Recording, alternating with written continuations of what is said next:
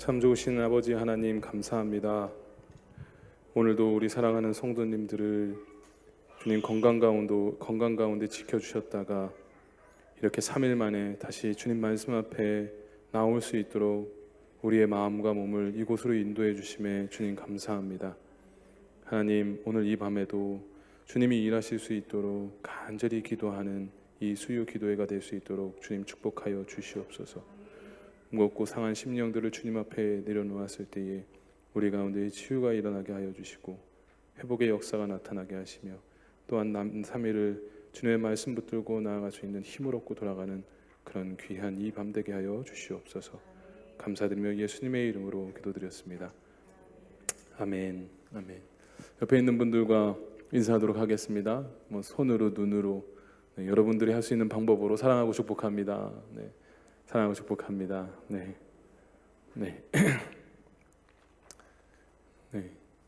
영상으로 지금 예배를 드리고 계신 우리 상도님들도 사랑하고 축복합니다.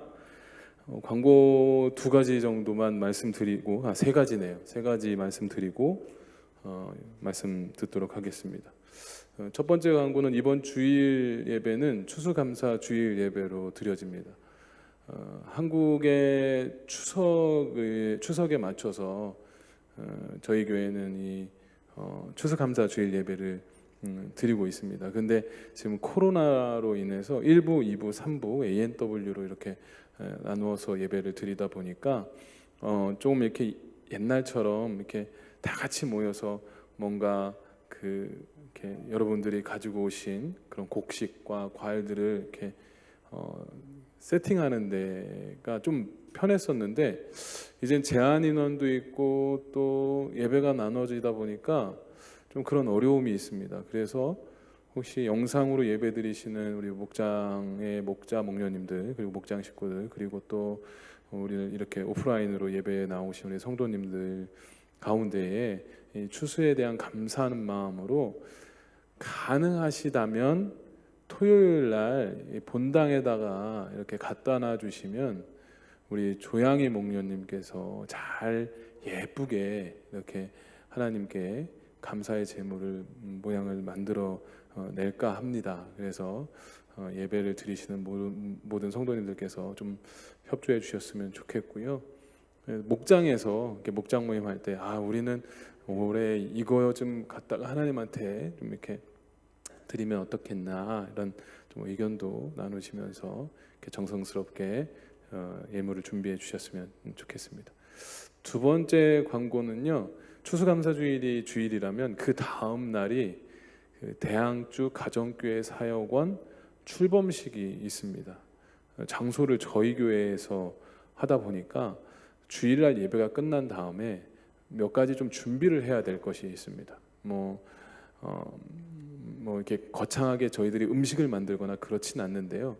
이렇게 목사님들이 한 30여 분 오시는데 사모님들과 그 이상이 될 수도 있겠죠. 그런데 제한위원이 있어서 그 이상은 오지 못하십니다. 그래서 그분들이 11시에 출범식이 있기 때문에 간단하게 간식과 식사를 먹기 위한 테이블 세팅이 좀 필요합니다. 그래서 지금 생명나무 홀과 그 다음에 텐트에 테이블을 세팅하려고 지금 계획 중에 있습니다. 제가 3부에 넘어가는 그런 상황이기 때문에 우리 최 목사님이 지금 그 대항주 가정교회 사역원 출범에 전체 담당을 하고 계시기 때문에 좀 최 목사님과 함께 좀 협조를 해주셔서 이렇게 빠른 시간 안에 세팅하고 그리고 주변에 좀 어지러워져 있는 부분들이 좀 있으시다면 같이 힘을 합쳐서 이렇게 정리하고 그렇게 출범식이 잘 진행되어질 수 있도록 기도와 그리고 협조 부탁드리겠습니다. 세 번째 광고는 예수영전 모임 광고입니다. 예수영전 모임 광고인데요. 1부, 2부, 3부 ANW가 다 각각 이렇게 나누어서 진행을 지금 계획하고 있는데 사실 3부에서 준비하고는 저의 마음은 굉장히 부담스럽습니다. 새벽에 기도를 해도 참 이거 한 번도 해보지 않은 그런 이제 예수영전 모임이다 보니까 좀 심적으로 좀 부담도 되고 그렇지만 혹시 여러분들 목장 식구들 중에 이렇게 예수영전 모임에 참여를 희망하시는 분들은 미리 우리 담임 목사님과 그리고 각 부서를 맡고 계신 목사님들께 카톡을 주시면 기도로 준비하도록 하겠습니다. 나머지 광고는 주보를 참고해 주시면 감사하겠습니다. 오늘 하나님의 말씀 보도록 하겠습니다. 오늘 하나님의 말씀은 마가복음 1장 40절부터 42절까지입니다. 마가복음 1장 40절부터 42절까지의 말씀인데요. 제 성경으로는 새 번역이고요. 신약의 53페이지에 있습니다. 마가복음 1장 40절부터 42절 말씀. 여러분들이 가지고 계신 성경책 그리고 또 자막으로 준비되어 있습니다. 눈으로 따라와 주시면 감사하겠습니다. 제가 여러분들을 대신해서 읽어드리도록 하겠습니다.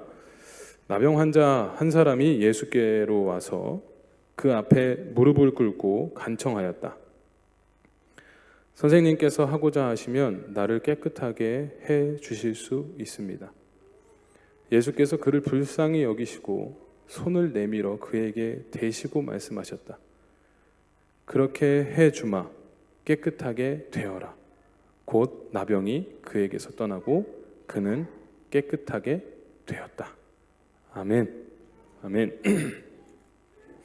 오늘 마가복음 1장 40절부터 42절 말씀을 주제로 공감이라는 말씀을 좀 나누려고 합니다. 공감. 좀 이렇게 무겁지 않게 들으셨으면 좋겠어요. 맨날 리마인드 설교를 하다가 이 공감이란 주제를 왜 가지고 수요일 기도회에 설교를 하게 되었는지 아마 설교를 들어보시면 아마 금방 눈치채실 수 있을 거라고 생각이 듭니다. 또 이번 주 주일 예배 설교였던 행복은 뭐죠? 수동, 불행은 자동. 그런데 이 행복은 수동과 불행은 자동이란 이 주제와도 공감은 제법 잘 어울리는 것 같습니다. 그리고 또한 오늘 하나님께서 우리에게 공감을 하며 살기를 원하시는 삶을 소망하고 계신 듯한 마음을 주셨기에 여러분들에게 이 말씀을 좀 함께 나누려고 합니다. 부담 없이 들으세요. 네, 제 얘기를 좀 할까 합니다. 네, 금요일이었어요. 지난 금요일. 지난 금요일 일이 있었습니다. 어떤 일이 있었냐면 목요일이죠. 전날에 삼공부를 제가 하는데 저녁반입니다. 저녁반을 마치고 집에 늦지막히 이제 들어갑니다. 성도님들께서는 목사님들은 정시에 퇴근해서 일찍 들어갈 것 같은데 안 그렇습니다. 저는 대충 보니까 한 3일은 10시에 들어가고요. 한 뭐 이틀은 6시, 5시 이렇게 들어가는 것 같아요. 근데 그 집에 늦지막히 들어가서 피곤해서 이렇게 몸으로 이렇게 잠들었다가 들어가면서 하나님한테 간절히 기도하기 위해서 목요일과 금요일은 제가 빼놓지 않고 나오려고 애를 씁니다. 그날도 여지없이 금요일에도 여지없이 새벽 기도를 마쳤습니다. 새벽 기도를 마치고 새벽 기도를 하다가 잠들었다가 또 깨서 기도했다가 또 잠들었다가 또 깨서 기도했다가 잠들었다가 이걸 수도 없이 반복하면서 하나님 저에게도 사무해라 사무해라 음성 들려주시는 것처럼 영호가 그만 자고 빨리 기도해라 이런 마음을 주셨으면 좋겠다, 이런 음성이 들렸으면 좋겠다, 이런 마음으로 기도를 하는데요. 그렇게 기도를 마치고 이제 집에 돌아오기 전에 바로 돌아가면 되는데 요즘에 좀 제가 좀 체력적으로 문제가 좀 생겨서 운동을 계속 꾸준히 합니다. 운동을 계속 꾸준히 하고 그리고 이제 집에 이제 들어가면 아내가 이제 차려놓은 간단한 아침을 먹고 정말 간단합니다. 뭐 주스 갈아 마시고요. 그다음에 너트 15알 먹고 그다음에 사과 한 쪽, 이게 제 아침밥이거든요. 그래서 그렇게 아침을 먹고 이제 충굴 준비를 하죠. 저와 아내는 대화를 제법 많이 하는 편입니다. 그렇게 보이시죠? 네. 저를 닮아서 대화를 많이 하다 보니까 저를 닮아서 저희 큰 녀석도 말이 많습니다.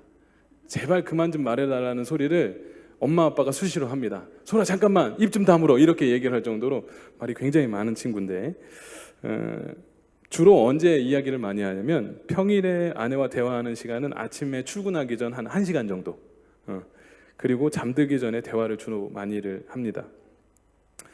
지난 금요일 아침에도 평소와 다름없이 아내와 이런저런 이야기를 하다가, 그런데 그 시간에 사단이 벌어지고 말았습니다. 일이 터진 거죠. 뭐니 터졌냐면 이제 뭐 이렇게 살다 보면 이제 자신의 마음을, 이제 감정을 이야기할 때가 있잖아요. 그죠? 있으시죠? 저만 그렇지 않죠? 결혼하신 분들, 네, 다 그렇게 있다고 생각합니다. 근데 자신의 힘든 마음을 이렇게 막 이야기하는데, 그때 아내의 마음을 제가 이렇게 잘 경청하고 들어줘야 되는데 제가 현타를 날려버린 거예요. 현실 타격. 그래서 팍 이렇게 날렸는데 그거에 아내가 이제 얼굴색이 이제 변하더라는 거죠. 그러고 나서 저는 좀 이렇게 힘든 마음의 순간을 모면하는 게 주특기거든요. 어떻게 모면하냐? 입을 다물고 그냥 출근을 합니다. 참 못됐죠. 진짜 못됐어요. 지금 돌아보면 저는 굉장히 못된 남편입니다. 근데 그렇게 아무 말도 안 하고 운전을 하고 이렇게 들어오는 저의 마음도 여러분들이 좀 공감해 주셨으면 좋겠어요. 저의 마음은 오죽하겠냐라는 거죠. 저의 마음도 굉장히 불편했습니다. 왜냐하면 제가 말씀드렸듯이 교회에 나와서 바로 삶 공부를 해야 되는데 제 얼굴은 울그락불그락, 제 마음과 감정은 다 지금 막 어떻게 복잡해서 이걸 어떻게 가르쳐야 되나 막 엄청 고민이 됐었거든요. 네. 그러면서 이제 아내에게 좀 이렇게 아내한테 좋은 마음이 들었던 게 아니라, 꼭 그래야만 했나 우리 아내가, 내가 뻔히 아침에 삶 공부 있다는 거 알면서 왜 내 마음을 이렇게 긁어놓지? 막 그러면서 혼자 궁시렁 거리면서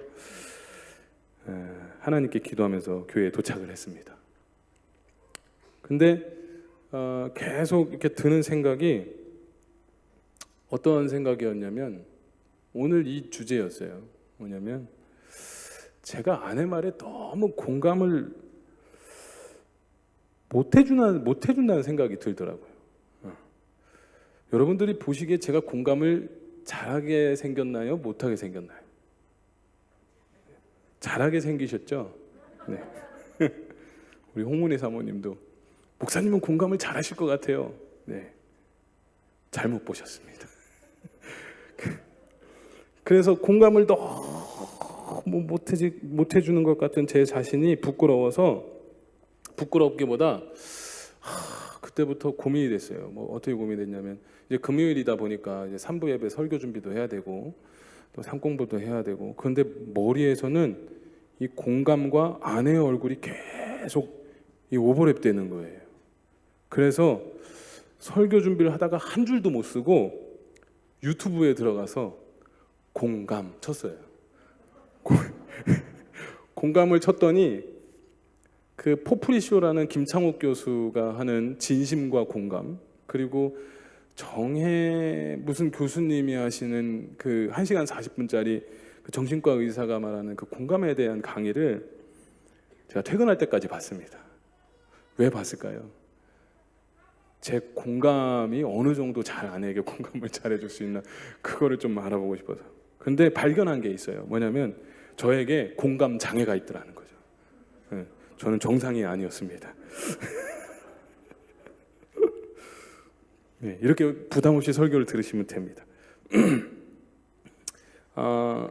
성도님들께서는 공감이 뭐라고 생각하세요? 네. 저는 이렇게 공감이 이런 거라고 이제 생각이 드는데, 어떻게 이제 접어봤냐면, 다른 사람의 눈으로 보고, 다른 사람이 아니고 상대방의 눈으로 보고, 상대방의 귀로 듣고, 이건 말이 되는지 모르겠는데, 그리고 다른 사람의 마음을 느끼는 것이 공감이 아닐까라는 생각을 좀 해보게 됐어요. 다시 금요일로 넘어가겠습니다. 아침에 이제 아내와 그렇게 이제 마음이 힘들었는데, 더 힘든 게 있어요. 그 더 힘든 이제 시간이 기다리고 있었죠. 목장 모임이었습니다. 저희 오사카 목장은 금요일 날 목장 모임을 하는데, 금요일 날 목장 모임 하면은 좋습니다. 네, 한번 이렇게 한번 연습해 보셔도 좋을 것 같아요.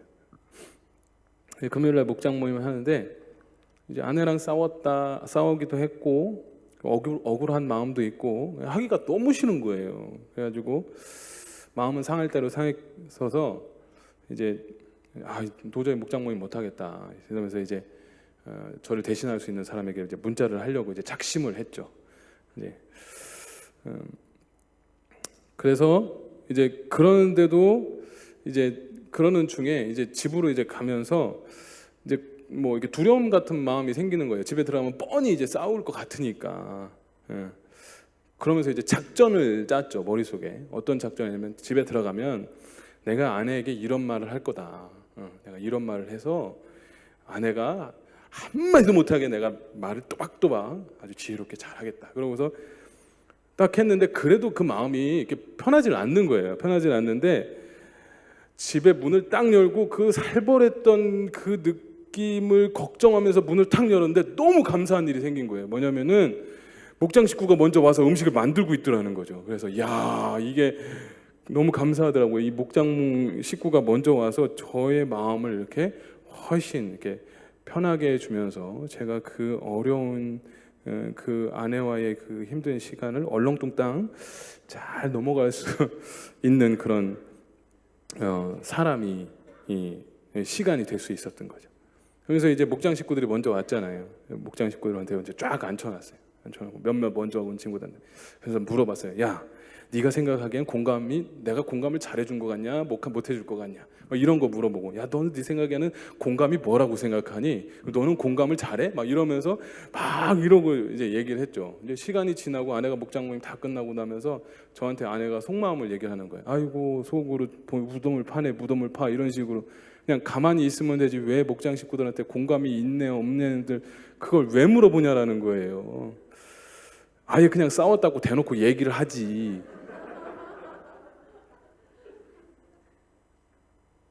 그러면서 이제 궁금한 게 생겼어요. 이제 뭐냐면 목장 식구들한테 예수님은 공감을 잘해 주셨을까? 하고 질문했어요.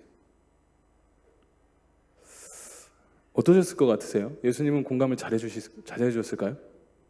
네, 잘해 주셨더라고요. 공감을 너무 잘해 주셨더라고요. 오늘 본문 말씀도 그냥 얼핏 보면 그냥 그 나병 환자가 치유받은 그 일이라고 이렇게 해석할 수 있는데 자세히 보면요, 그 공감하시는 예수님의 이야기를 담고 있다라는 것을 우리가 알 수 있다는 거죠. 본문 말씀을 보시면 나병 환자를 치유하신 예수님의 이야기가 나옵니다. 나병 환자가 예수님 앞에 무릎을 꿇고 엎드려서 간청을 합니다. 예수님, 저를 불쌍히 여겨 주십시오.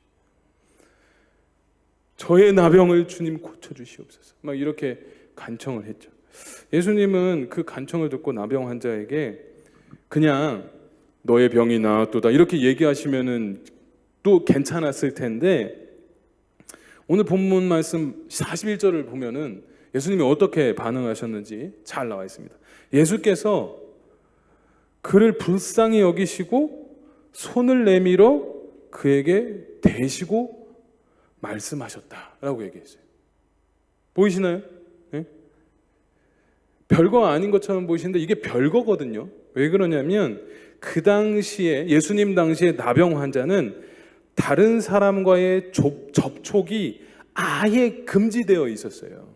그리고 나병 환자 스스로도 다른 사람을 피해 다녀야 된다라는 생각을 갖고 있었던 시대였다라는 거죠. 그런데 예수님은 나병 환자의 아픔을 함께 공감해 주시면서 그냥 말로만 치유하신 것이 아니라 손을 내밀어 그의 몸에 손을 대었다라는 거예요. 물론 요즘에는 나병 환자를 치료하기 위해서는 환자의 몸을 손을 대는 경우가 많이 있습니다.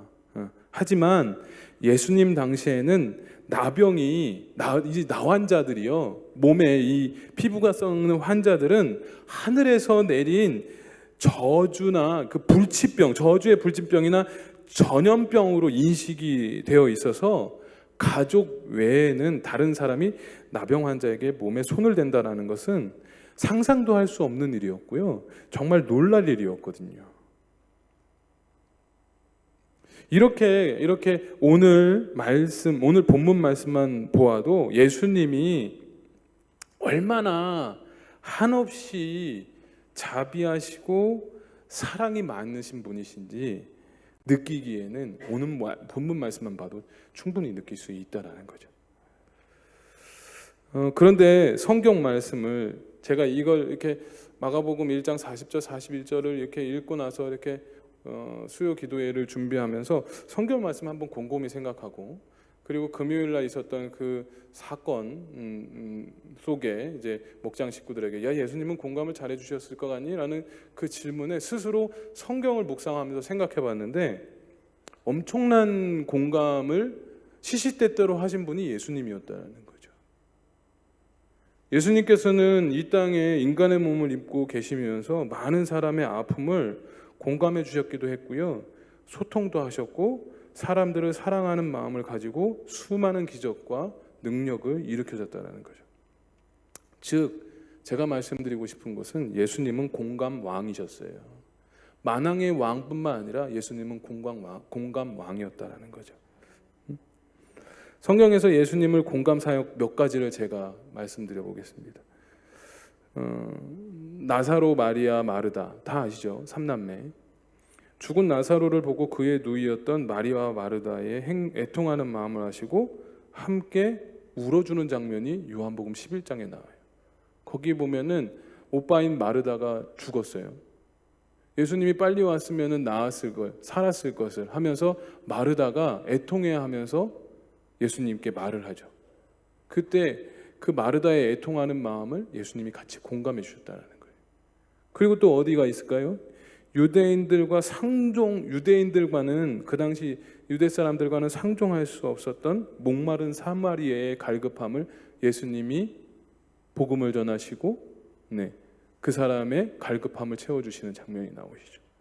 심지어 예수님은요, 언제까지 공감하셨냐면 죽기까지 공감하셨어요. 뭐냐면 십자가에 달려 죽으시기 전에도 예수님은 강도 한 명을 불쌍히 여기셔서 그를 구원하시기까지 하셨다는 거예요. 이렇듯 공감 왕이신 예수님의 이야기는 너무 많아서 다 말씀드릴 수 없을 정도였다는 거죠. 우리는 이 예수님의 공감 사역을 통해 하나님께서 우리를 얼마나 사랑하시고 우리를 구원하시기 위한 하나님의 마음을 우리는 깨달을 수 있어야 한다는 것입니다. 그렇다고 예수님이 다 모든 것을 다 공감해 주셨을까요? 그렇지는 않으셨어요. 예수님도요, 보시면은 아주 성격이 있으신 분이셨거든요. 할 소리 다 하셨습니다. 설득이 필요한 사람에게는 설명을 해주셨고, 그리고 진리를 설포할 때는 누구보다 엄하게, 그리고 자신의 주장을 말씀하셨다는 거예요. 한 가지 예를 들자면 성전에서 물건을 사고 파는 예루살렘에 입성했을 때에 목격하신 예수님께서 어떻게 하셨습니까? 상을 엎으시고 그 사람들에게 외치죠. 내 집은 기도하는 집이라고 선포하는 성경 구절이 있지 않습니까? 그 말씀은 마가복음 11장 15절에서 17절 말씀에 기록되어 있는데요. 그 말씀 중에 마가복음 11장 16절 17절 말씀을 한번 보도록 하겠습니다. 성전뜰을 가로질러 물건을 나르는 것을 금하였다. 예수께서는 가르치시면서 그들에게 말씀하셨다. 기록된 바 내 집은 만민이 기도하는 집이라고 불릴 것이다 하지 않았느냐. 그런데 너희는 그곳을 강도의 소굴로 만들어 버렸다라고 하셨다는 거죠.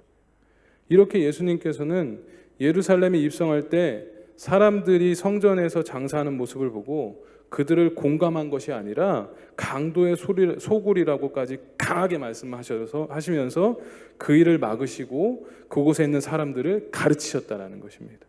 이렇듯 예수님은 진리에 대한 부분에 대해서는 전혀 타협하지 않으셨어요. 하지만 분명 예수님은 설득보다는 더 많은 부분에 대해 사람들에 대해 공감해 주셨고 사람들의 상한 마음을 만지셨다라는 것을 우리는 기억하고 알 수 있다는 거죠. 그런데 예수님은 사람들에게 그들의 잘못된 생각이나 행동들을 책망하시거나 설득하지 않으시고, 왜? 공감과 사랑을 가지고 사람들에게 대하셨을까요? 분명히 예수님은 책망하시고 잘못된 것에, 잘못된 행동에 대해서 말씀하셨을 수도 있었음에도 불구하고 왜 굳이 공감과 사랑을 사람들에게 대하셨을까요? 그것은요, 공감과 사랑이 상대방의 인격적인 관계 형성과 더 많은 변화를 가져오기 때문에 그래요. 더 많은 변화를 가져오기 때문에. 책망보다 상대방을 이해해주고 공감하는 것이 더 많은 변화를 가져다 준다는 것을 예수님은 아셨다는 거예요. 우리가 경험한 것만 생각해 봐도 금방 알 수 있거든요. 다른 사람과 대화할 때 우리가 상대방의 행동이나 말들을 먼저 공감해 주지 못하고 먼저 책망하거나 아니면 답을 주거나 아니면 설득을 하려고 한다면 상대방이 어떤 반응을 보이시는지 다 한 번쯤은 경험했을 거라고 생각합니다. 내가 상담을 해준 사람이 되었든 상담을 받아본 사람이 되었든지 간에 공감을 해주지 못하고 도리어 나를 나무라는 것 같거나 내 고민과 걱정을 이야기했을 때 그것을 해답을 줄 것 같은 반응을 보이면 어떻게 되죠? 네. 다 이런 경험들이 있다라는 거죠. 금요일 날 아침 아내와의 대화가 이랬거든요. 제가 자꾸 아내임에도 불구하고 설교를 하려고 하는 거예요. 이 몹쓸 병이죠. 이게. 자꾸 설교를 하려고 하는. 분명히 아내도 자신의 상황을 어떻게 해야 될 줄 알고 있으면서도 나에게 물어본 거예요. 그냥. 그때 그냥 제가 아내의 말을 그냥 들어주고 그리고 제가 못 알아들으면 물어보고 그렇게 공감해 주면 되는데 이놈의 입이 문제가 돼서 이제 그날 아침에 사단이 났던 거죠. 지금 목사님께서 행복의 길 하시잖아요. 거기 배우신 분들 아실 거예요. 공감할 때 우리가 꼭 표현해야 되는 말이 뭐라고 그랬죠? 그렇구나. 그렇군요. 이거 많이 하라고 배우신다면서요. 네. 이렇게 말하려는 연습을 하라고 가르치라고 하는데 저는 그렇게 못했다라는 거예요. 여러분 바라기는 저와 같은 오류를 여러분들은 범하지 마시길 바랍니다. 아멘.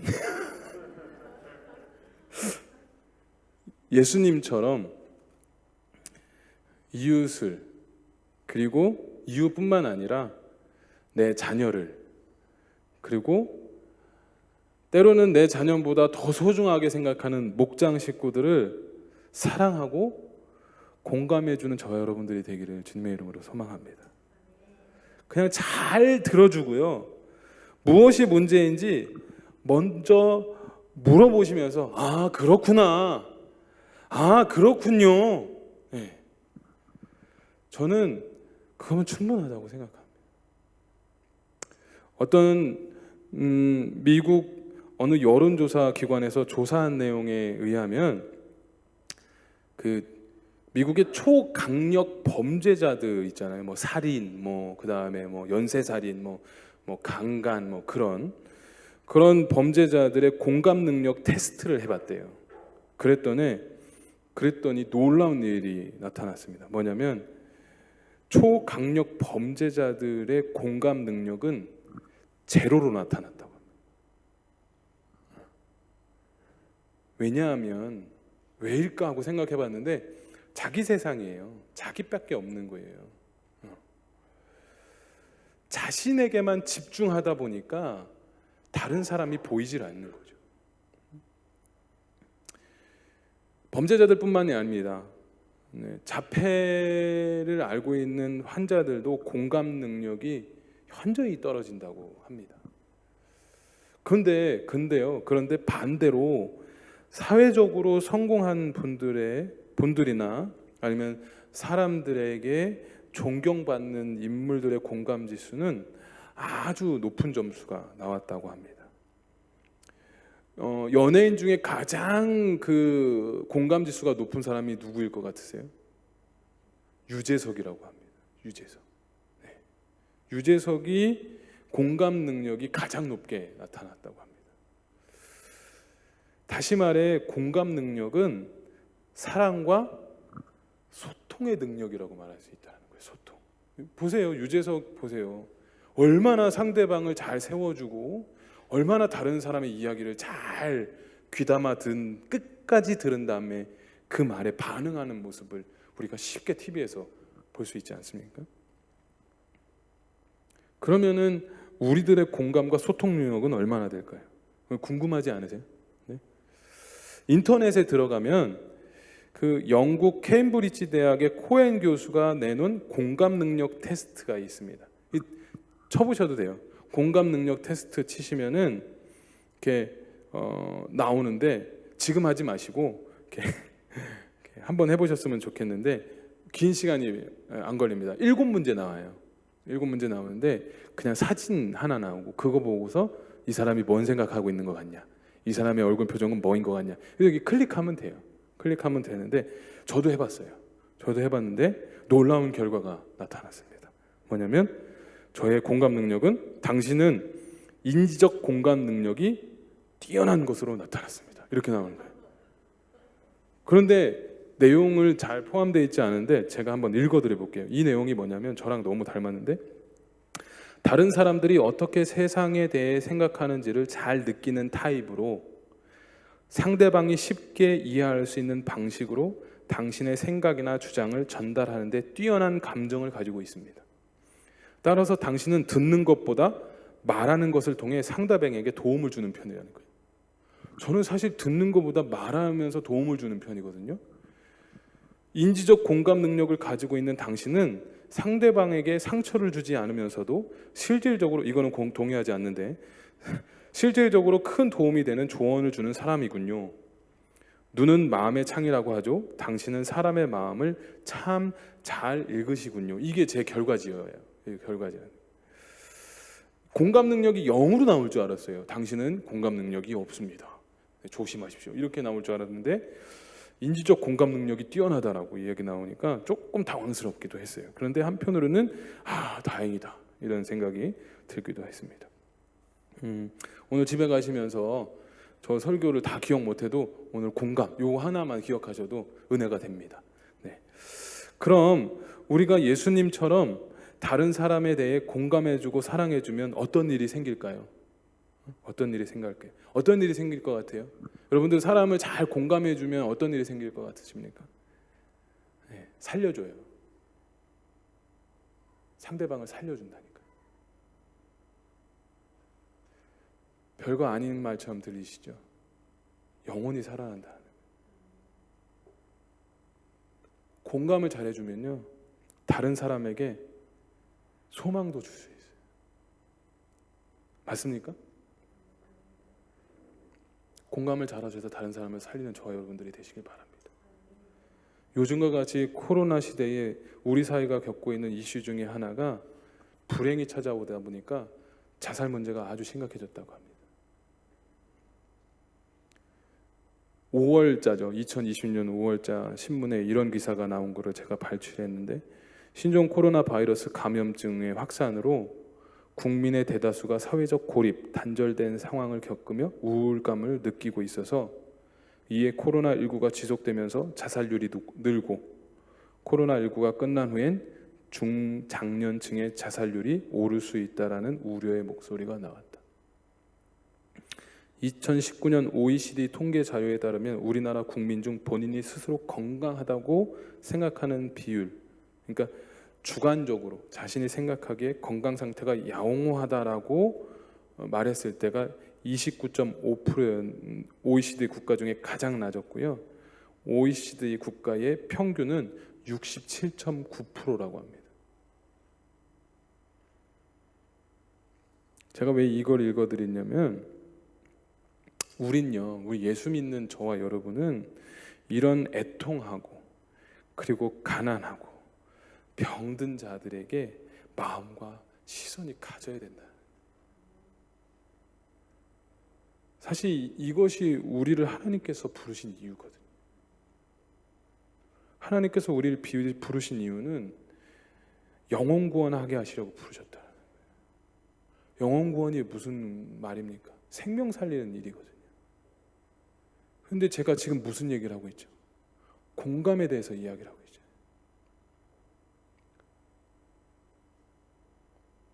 공감을 통해서 어떤 일이 생긴다고 했습니까? 사람을 살릴 수 있다라고. 예수님께서 요한복음 13장 34절에 이렇게 말씀하셨습니다. 이제 나는 너희에게 새 계명을 준다. 서로 사랑하여라. 내가 너희를 사랑한 것 같이 너희도 서로 사랑하여라 라고 말입니다. 예수님은 우리에게 순교하라든지 선교사 되라고 말씀하지 않으셨어요. 예수님의 말씀은 단지 우리가 서로 사랑하라고 말씀하십니다. 서로 사랑하는 여러분, 서로 사랑하십시오. 서로 용납하십시오. 공감해 주십시오.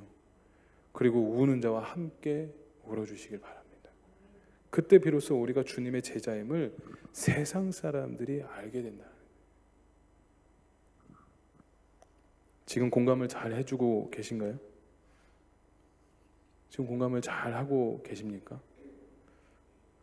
안타깝게도 요즘 교회들은, 그리고 요즘 많은 크리스찬들은 공감의 능력을 상실해 가고 있다.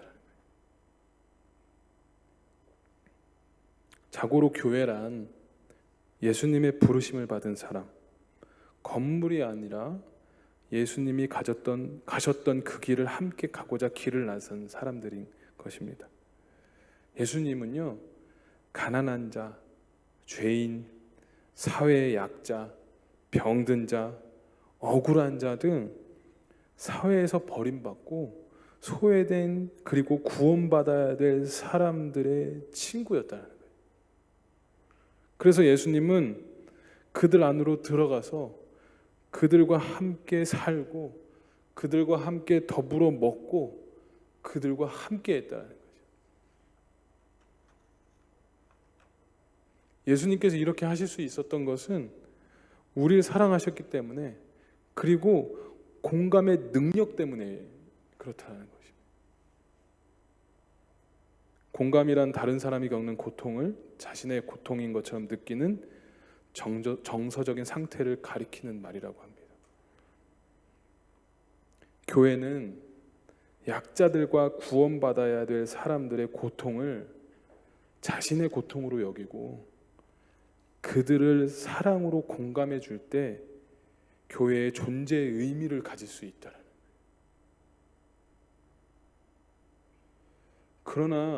그런데 많은 교회들이 공감의 능력을 상실해 버리고 있다.